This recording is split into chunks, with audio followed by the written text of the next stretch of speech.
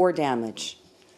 At least 100,000 mourners, including the nation's leaders, attended the funerals for Gilad Shaer, Eyal Yiftach, and Naftali Frankel yesterday evening in an outpouring of national grief. We get more in this report from IBA's Aryeh O'Sullivan. For 18 days, the nation wanted to believe the trio, Gilad Shaer, Eyal Yiftach, and Naftali Frankel, were still alive. They bound the country in hope until the tragedy of their murder at the hands of Palestinian terrorists and were buried next to each other in Modi'in. President Shimon Peres vowed that the murderers would be found and that Israel would take a heavy hand against terror. Prime Minister Benjamin Netanyahu embraced the families and eulogized the dead young men by blasting Hamas's culture of death. They glorify cruelty and we glorify mercy. That is the secret of our strength and that is the foundation of our unity, Netanyahu said. On this hilltop outside the town of Modi'in are 3 fresh graves.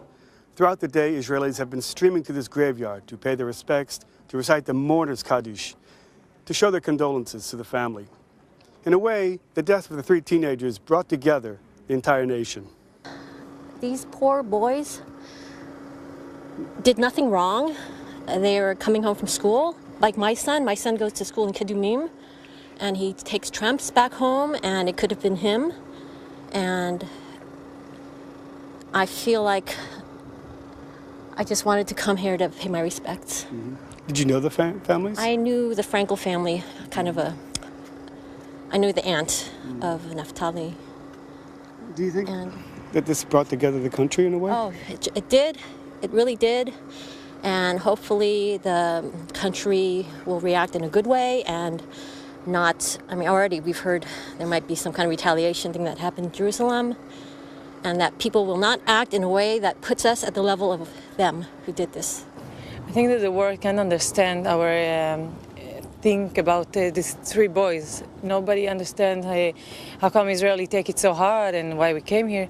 But everyone is interested right now in the Mondial and the soccer games. But I think it sees that Israeli really care about these boys. We think about them like they're our own sons. It's hard to understand it, to explain it to other people that don't live here. I felt very sad. They like my sons. I feel that they are my children. And so many things happen here, so we can't ignore. And I feel like a mother that I'm coming here. It's something that touches everyone, every person, every mother, and every father in Israel and all the world. That things like that can't happen in our world. You can't take young boys and throw them like, it's not even an animal, just dirt.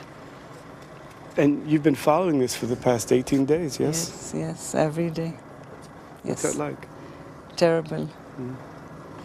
We had lots of hopes because the parents showed like there is a hope, and we prayed for a hope.